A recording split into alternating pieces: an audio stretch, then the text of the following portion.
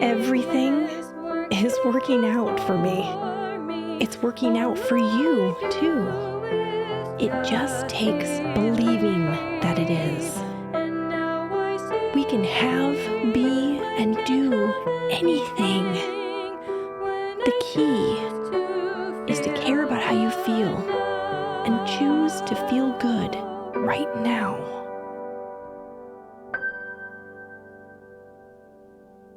I'm here today with Harvey, who is from Exmouth, Australia, and he is the host of the Inner Expeditions podcast. Aaron, I'm really excited to talk with you. Based on what I know from your journey, you've really come so far in your life in choosing your passion, what you want your life to represent, and choosing what you want as far as your family is concerned. And I just think that you have a lot to share with the world and my audience. And I just think it's such a pleasure having you here. So thanks for being here. Oh, thanks, Katie. It's a pleasure to be on the show. Thanks for reaching out and getting me on. I'm always excited to share my experiences and, my past, and hopefully inspire people to do something as well if they're struggling with things, or if they're just looking for that something to get things going in their life. It's always a pleasure to share that. So yeah, thanks very much for having me on. Can you give everybody just kind of a summary of what happened? You were working and you had a job that you weren't entirely happy at. It was taking you away from your family. There was a lot of travel, things like that. Yeah. And you also had some personal travel with your wife, Renee, and that led to some lifestyle changes with your body, your mental focus. A whole bunch of things were going on in that period of time, which kind of prompted you to make a big lifestyle change. Yeah, it did. As you said, I was working away, what we call in Australia FIFO work, which is fly in, fly out. So that entailed me flying to work. I was working for a mining exploration company, very remote, right in the sort of outback of Australia. And I was doing 12 days at work and then 9 days at home. So I was away from my family for 12 days at a time. During that time, I was overweight. I was about 110 kilos, which I think is about 230, 240 pounds, I think. It is. I looked it up before we came in here, just so I could clarify. Yeah, so I was, and I'm only like 5'6", so 165 centimeters. I was pretty stocky, and the job that I was doing, I was managing, so I was not really terribly active. And over that period, work had sort of quietened off, and things weren't really busy. You know, there's a downturn in the commodity that I was working in, so work was pretty quiet, and it involved being, fairly isolated and fairly alone. And at this stage, I think I'd had one child. I had my first daughter who I was working away from. I was away from her and my wife. So things just started getting a bit, you get a bit lonely when you do that, and a bit unhappy with your work. And I was unhappy with myself as well. So when I found out we were pregnant with our second child, I decided that I really needed to get myself in shape and lose some weight and be a bit more available, physically for my family. I was expecting, to chase around after my kids. So, at the start, it was just as simple as doing 10,000 steps a day. I got my hands on a Fitbit from a friend. He had an old one he wasn't using, and my goal just for the next year coming up, which was when my second daughter was going to be born, was just to do 10,000 steps a day. So. And were you successful with that for the year? Yeah. So what I did was I wore it for the end of, I think, 2016. I just wore it just to see what I was doing step-wise. And I was doing about 5,000 steps a day, which is about average for most people. And you generally want to be up around 10. So come January 1, I made that decision to wear the Fitbit, and it just made me start to, take the stairs and do the jobs I would normally put off. If we'd been camping, it's late, I'll unpack tomorrow. I would unpack it that day, and I started doing it. And that's as simple as where it all started. I had no idea that, what to come would follow. But yeah, for a starting point, it was just as simple as moving more regularly. So this was a New Year's resolution, basically, because you started the beginning of January. Yeah. A lot of people can relate with that. A lot of people get into that exercise mode at the beginning of the year. And the trick is to stick with it and actually turn it into a lifestyle change, because usually Yeah. people are pretty good for a couple months and then it just starts to trail off and they fall back into patterns. So what was your experience as far as like keeping that going? Well, I guess it was like it kind of timed it where there was a New Year's resolution. That wasn't sort of really the plan. I didn't want to go in with the New Year's resolution because it always you're sort of setting yourself up to fail. But just time Yes, wise, it worked out. oftentimes. Yeah, it just worked out that would work well for me. So I I don't know how to explain it, but there was definitely a change in my mindset that I was going to do this. So I started eating a lot healthier. I changed my diet, and the way I was looking at it was, if I'm going to change, I need to change in a way that I'm going to be happy to continue on with this lifestyle. Like, it has to be a complete lifestyle change. I was, on break, we were making really good money. And early on in the piece, we were living in the Margaret River region, which is really famous for, food and wine and good food and microbreweries and all of that stuff. So we could afford to live and eat well on our breaks. And we did. I was definitely one of those guys. We were going and eating out fairly regularly. Yeah, having beers and good times and all of those sorts of things. So for me, I realised that I couldn't continue on this path sustainably to be there, for my family. So that was kind of the starting point for me.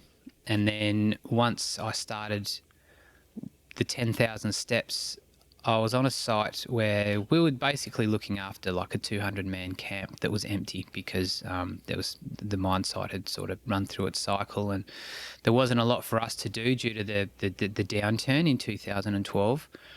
So it was a fairly empty site, pretty boring, and I thought, well, to get my steps up every day, I'll just hop in. There's a little gym out the back. I'll hop on the treadmill and do some steps to, get my count up. And then I got a bit bored with that because it was just a really small little gym. There was no TV and that. That's fair. Yeah, so I thought, well, maybe I could do a little bit of running just to, spice things up a bit. So I started running a little bit and I struggled. I think I could barely run, 30 seconds without my lungs just feeling like they wanted to explode. But I kept on with it, and I had that mindset that I wasn't going to give this up for anything. So, 30 seconds turned into a minute running, and it kind of just escalated from there. And then obviously getting home, it was easy while I was at work because I was isolated, and then, I'd struggle a little bit at home, and then I just sort of realised that I needed to keep this up while I was at home and level things out. And that, that involved sort of only having a beer on the weekend while I was at home, not drinking during the week. And it really just gained more and more momentum from there and rolled on. So Was it difficult, or were you pretty like into it and like seeing results and really liking the way you were feeling? Was it reinforced, I guess is what I want to know. yeah, it was. I think for the first month, I just put my head down and got to work. I wasn't expecting to see results. I wasn't expecting anything. And I still use that now. Like I lost all the weight, and I'm sort of doing it again recently where I'm just trying to get the last couple of kilos off and eat more whole foods.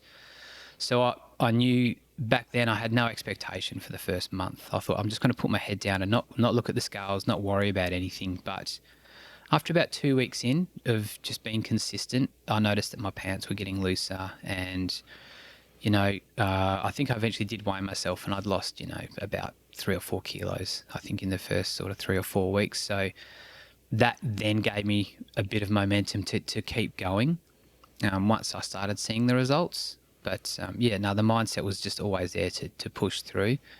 And then, I guess the results just, once you hit that first little milestone, that sparks you on to do the next one, to see how far you can go the next week. And then, how far you could walk, how far you could run in a session. I think I was running for about 5 minutes after a half an hour walk. And then, the next week I could run for 6 or 7 minutes out of a 20-minute walk. And then eventually it was, you could run for a half an hour. So, yeah, definitely that once you gain momentum, it's quite easy to keep going.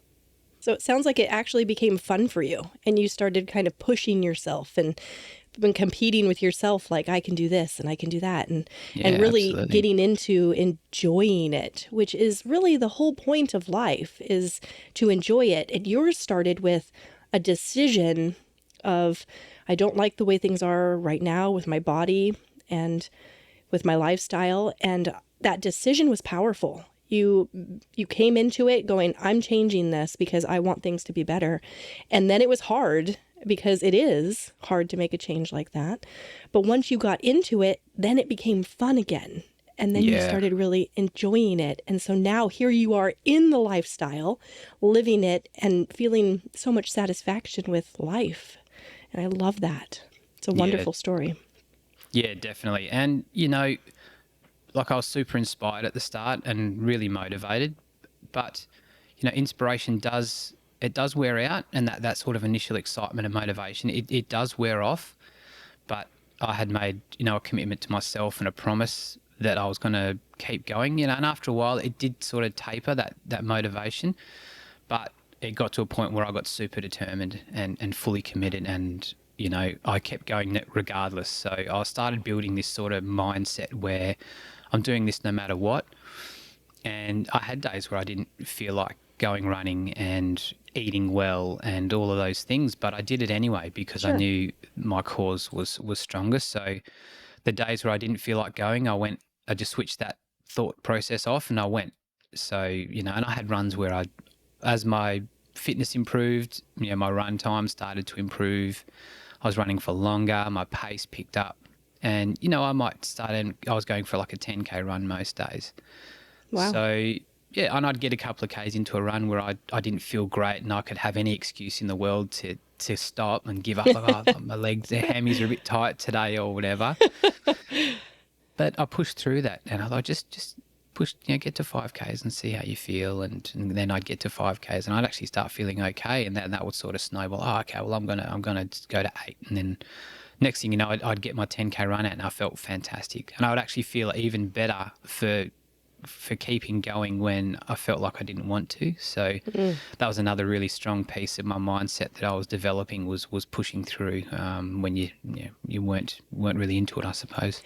Well, you're kind of inspiring me, because I have never been a runner. Like, I can get on the Okay. elliptical and I can go forever. But running like outside on the street, it is hard. I get side aches, and my husband is a runner, and he doesn't even Okay. like do it regularly, but he can run. He can just Mhm. run.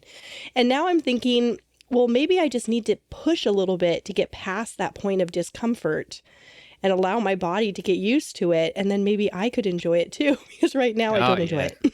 Oh man, I was never a runner either. I never ran until I never started running like as a runner until I was 37. So I used to play a lot of sport, and I'd run playing tennis and football and cricket and stuff like that. But I was never, I just thought it was the dumbest thing ever. I used to sort of make fun of people at work. They're like, "Oh, I've got a run coach," and I was like, "What do you need a run coach for?" Like, one foot in front of the other and just keep going. Like, but then once I got into it, like I totally got it, because I then developed a couple of little injuries as I started pushing my performance, as you do when you get right into it. And I had trouble with my knee, and so I started reading and studying and looking at the way I ran and how to not let it happen again, because injuries is a great teacher, and setbacks, you learn from those. So I learned then I just started reading like crazy. I got my hands on any sorts of books about running and running marathons and ultra marathons, because that's kind of where I started looking as I improved. And I thought, geez, what a great turnaround that would be to go from this overweight guy to Yeah, running an ultra marathon. So that was my absolutely. next goal. So now I'm really curious how the podcast fits into this, because I mean, the name of it, the Inner Expeditions, it Yeah. sounds like it has a lot to do with that journey. Is that how it was born? Yeah, it was. And it was kind of my wife's, she really inspired the title, because we were sitting around talking one night, and during the time where I was working away, I'd lost most of the weight, but the working away, being away from my family, started getting me down a bit. So I was struggling. I started to struggle with anxiety pretty badly. And luckily, the running side of things had given me some tools to, self belief, and achieving goals was really good for that. So I then started to think, okay, I've got fit and I've got my fitness under control. I'm feeling really good, but mentally I'm not doing so great. So I then decided that was the side I needed to work on to be 100% fully fit, was physically and mentally. And I looked at my lifestyle and the job, and I thought, okay, I need to change the work situation, because a lot of people work away. It's really good money, like it's great money, but the lifestyle of living and working away from your family at sort of blocks of time isn't great. And that's So hard. I started, working on that. And at the time, I didn't think we could get by without all of the extra money, but it got to a point where I didn't really have a choice. I was sort of that bad, and the anxiety had really got hold of me quite strongly, and it was just paralyzing, every thought that I had. So I walked away from it fairly instantly, and I guess there was more learning from there. Then obviously dealing with everything internally, which kind of inspired the show. The Inner Expeditions was working on myself, and working on being a more conscious person. And it's hard to explain. You kind of pick up. You have to walk the steps to get the experience and get the knowledge. But that was the next part where I started sort of delving inward to work on myself to be happier. Are you podcasting full time? Not full time. I'd like to. I've got a full time job here in Exmouth now. I've sort of bounced around a few roles in town. I took a bit of time off after I finished working away, and then I've just sort of taken jobs where I can, and then that'll turn into a full time job, and then that job might turn into a better paying job, and I've kind of gone from there. But definitely the goal would be to podcast full time one day. It's sort of kind of, I don't know, I feel like everything that I'd been through and all of my experiences, I was like, how am I going to use this to help other people? I kind of feel like I found my purpose, and everyone Yes. I would speak to about what I'd been through and overcoming the anxiety and all of those things, I feel like I've got something to offer people. And whether that was, I think early on I was just, going to start like a trail running store or something like that, just to sort of, you know, help people with their running equipment, because people would always ask me, what running watch do I wear, or what shoes do I wear, or they'd speak to me about hydration and nutrition and all of that sort of stuff. So And you'd initially done the all the running store. research, so you knew this is the Yeah, way to that's go. right. Yeah, and it was just through Yeah. getting it wrong. I sort of you learn from what works for you and what doesn't. So that was kind of where I thought I would go, but it was kind of a small platform and quite unsustainable in a really Hmm. small town for that. So then I thought, well, I could maybe do a podcast. And I listened to a lot of really great podcasts at the time, and some of them had really helped me out through those tough times. So it sounded quite insane, but then once I started thinking, this is something that could help other people, sharing my story, and even something for my kids, to hear my voice when they're older, and Yes. long into the future, there might be something in there for them as well. I've thought of that too for my kids. That's nice. Yeah, It's leaving, it's like a legacy in a way. that's right. Yeah, for Yeah. sure. Well, I want to talk about the anxiety a little bit because, that's kind of my wheelhouse is Yep. mental health and psychology and everything. And when I was listening to you, you touched on it, and it seemed that the onset of it had a lot to do with you quitting your job. Yeah. And now here comes the stress of how are we going to maintain our lifestyle without this income? Yeah. Would you agree that that was kind of what brought on the anxiety? It was money related? Yeah, a bit of it was. A lot of it was confidence based as well, because I was working in a kind of industry where, there's a lot of money involved, there's a lot of good positions that come up. And I'd worked in the bush a long time, and I was pretty confident with what I could do. But sometimes it can sort of depend on where you fit in and who you're friends with in the industry. And so I lost a lot of confidence in myself at that time as well. And then once I gave up the work, I mean, I was at this stage, I was driving about 14 hours to get to work. I Wow. wasn't flying, because the flights, I had to fly from where I lived to Perth and then back up to the city that I worked. And then it was about a 4 hour drive inland into the sort of middle of nowhere. And flights were getting really expensive. So I thought I'll start driving. So I had a lot of time to think while traveling, and I was listening to a lot of audiobooks, a lot of podcasts. Yeah, that anxiety, I guess it really just snowballed once, and anyone that's had anxiety can definitely relate that once it gets hold, it's a very paralyzing Yes. illness or condition, because it just completely freezes every thought that you have, especially when they're sort of about yourself and confidence based. So I clearly remember just walking away from my job because I was a mess. I just woke up one morning. I just got back to work, and I woke up the next day and there wasn't 1 ounce of me that wanted to be there. So Mm.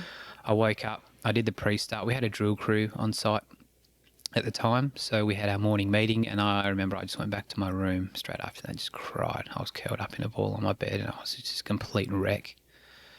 So I rang my wife and I just said, I don't think I can do this anymore. And she said, that's fine. She said, whatever you need to do, you just get yourself home and we'll work it out. So Well, that's the next wonderful. thing yeah, it was a really powerful moment.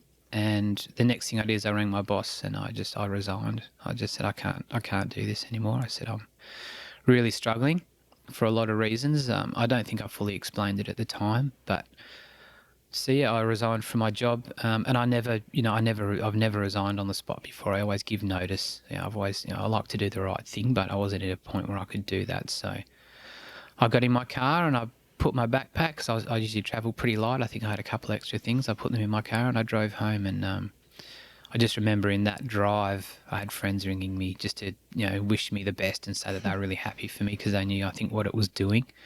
And I remember a huge weight being lifted at that point from that. And I got home and my wife already had a job. She'd lined up a job that night, and I went and picked the kids up, friends that had the kids for the afternoon, and Renee had actually started work that day. So it was Wow, yeah, incredible, what a woman. incredible support. Yeah, I know, right? Yeah. So I was very So really lucky. the anxiety started before. The anxiety was kind of prompted by that career, that job. Yeah, it was definitely And creeping in, then yeah.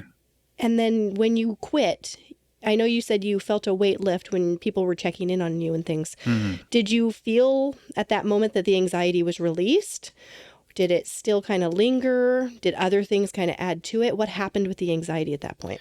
Yeah, at that point, it was a huge release, and it felt great. And it took me a few days just to really, I guess, decompress after the whole thing. But, it didn't really sort of go away straight away. I think, I probably for the next year or two, it probably got a bit worse because I think I had an idea that when I quit working away, that I was like, okay, this lifestyle is just, I'm done with this, and I'd really like to maybe sell the house, get a caravan, and just go traveling with the family, because my wife and I had travelled for about 7 or 8 years when we were younger, traveling around Australia, and I love that lifestyle and that open, life. So I thought that's what we would do is, just sell everything and just get out of here. Um, and I was really struggling with my confidence as well, and the jobs that I eventually started working in, I was working in these really quite dynamic teams with people, and I didn't really think that I was up to their level of capability. So that sort of started putting extra pressure on myself, and I got a bit down because I wasn't providing this lifestyle to my family that I thought that they deserved, and I was probably still putting pressure on myself because I was away, and putting that stress on my wife for having to cope with 2 kids at that point while I was away. So yeah, it kind of actually got a bit worse there for maybe a year or two, and it was probably some of my darkest days were in that period, for sure. Yeah, I was curious because usually with things like that, when you have a lot of negative feelings and for you, you associate it with your job and you're like, okay, I got to quit this. The feelings don't just automatically get better, right? It's still No. there. Hmm. I speak a lot about vibration and frequency, and there was a vibration that was involved with you and your that point in your life and where you were focused, and it kind of went with you. Yeah. Quitting your job didn't solve all the problems because you were still having that. And you mentioned that it was a lot of confidence based. So Mm. that's amazing that you had that insight to know really what the root of it was. It wasn't really the job specifically. That was a part of it, but it was Yeah. the confidence. Yeah, It and was the it was something I confidence didn't that was the really. root. Yeah, and I didn't really pick up on that until I started getting my confidence back. Just a lot of self-doubt and self-talk. And I found that it wasn't just what I was saying to myself, it was the tone that I was saying it in as well. And I listened to something really Yes. interesting. It was a radio program on ABC. It's kind of like, the free to air sort of radio. And they had a language person on, and they were talking about languages, and he was saying that the exact same thing. He said, if you talk negatively to yourself, he said, you'll find that when you were younger, if you had, that gym coach that spoke to you that way, that really sort of toned you down, you wouldn't just say the words, the tone would be in that voice, that you remember from someone, Yes. Whether or not that was relevant to what I was going through, I just remembered the fact that he was saying it's how you say things to yourself as well. So at that point, did you consciously start to change that around, start to be nicer to yourself, to be kind, to say nice things, and to yeah, have a positive tone? yeah, absolutely. And it was really a few things happened all at once where I was working for a transport company and I was driving.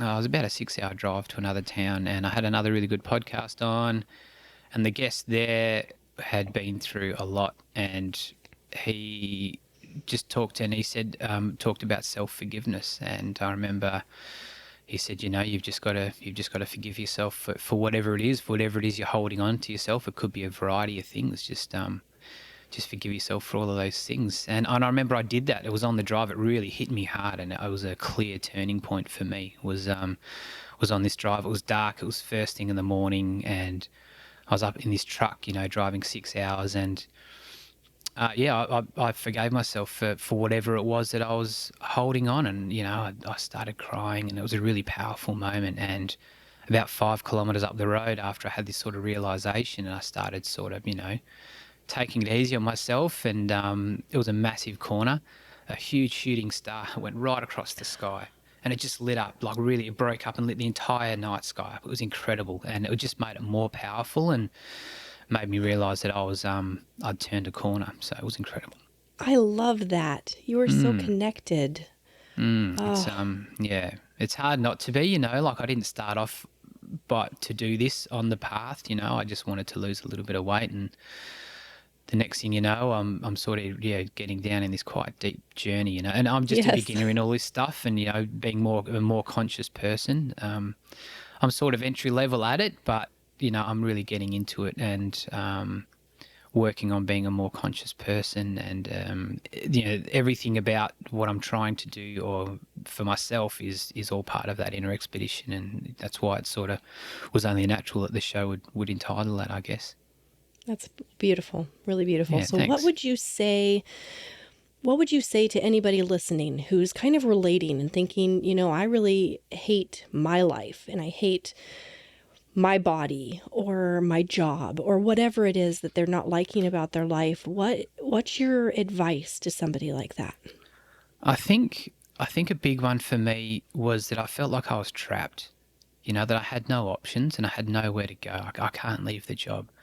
I can't do this. I can't change my current situation, and you've got no control over it. You just feel like your life is spiraling out of control because all your decisions aren't in your hands, and they totally are. And there's a fear of what's on the other side of making some big changes and the unknown. And if you can face those fears, it doesn't matter what it is, if you can get across the line, face them, and just knowing that what's on the other side, that everything's going to be okay. If it's something new and you lived your whole way, you lived your whole life this way, that it's okay to change, and just surrender to the things that you can't change, but what you can change, definitely, you know, you can change it, and whatever is on the other side, how terrifying that may seem, that it can't be any worse than where you currently are at if it's getting to you that badly. Well, you are a wonderful example of that in real life. And I just thank you so much for being here and sharing your story with me and with my audience and with everybody. I encourage everybody to go check out the Inner Expeditions podcast. And thanks again for being here. Oh, it's been my absolute pleasure. Thanks, Katie, for having me on. It's great experience, a great show. I love your cause. I love what you're about as well, is just getting that message out. So I'm more than happy to be a part of it and share some of my story to help people. If you're enjoying the podcast, you can show your support by leaving a rating and a review on your favorite podcast platform.